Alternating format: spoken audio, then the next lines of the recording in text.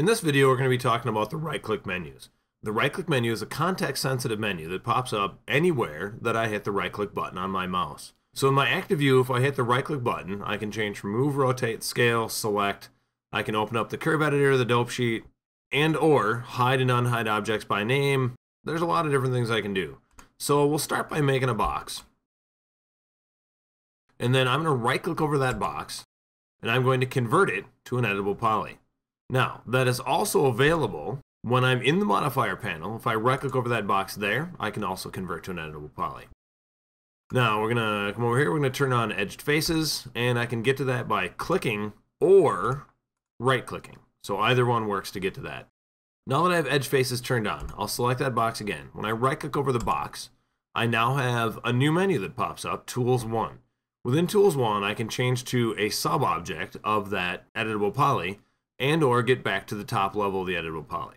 So let's go to polygon. We're going to grab a polygon. Once I right click over that polygon, I'll have a new menu that pops up that allows me to do multiple things within there.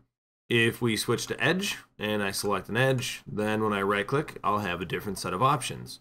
So like I said, it's context sensitive. It depends on what I have selected and active in my viewport, and that will then change what's available within my right-click menu. Let's get out of our sub-object there, and we're going to Alt right-click in an empty part of our screen. Now that I have an Alt right-click set of menus, I have the ability to change my coordinate system to, let's say, local. The local coordinate system, now when I switch to the Move tool, is going to potentially be a bit different than the Alt right-click, the world's coordinate system. For this box, since it was made in the perspective view, it's not different. Let's take this box though, and let's rotate it. So when we rotate that box, now when I switch to the Move tool, right, the world's coordinate system is always going to be based on the world itself in this transform gizmo here. If I now Alt right click and switch to the local coordinate system, we'll see that that local coordinate system is based on the object itself. If I had a hierarchy, I could go to the parent and actually use the parent's transform system. I can set a keyframe, open reaction manager, the dope sheet, the curve editor. There are also other menus. So I'm going to hit Control and Alt together and right click. When I do that, I can bring up the render dialog box. I can make an object renderable and not renderable. I can do all kinds of different things between Mentoray and some of the other tools available. I also have a plain right click menu where I have some basic primitives available. Again, the move, rotate, scale, those tools. I can go to the sub-objects over there, but I can also bring up some of these shape primitives.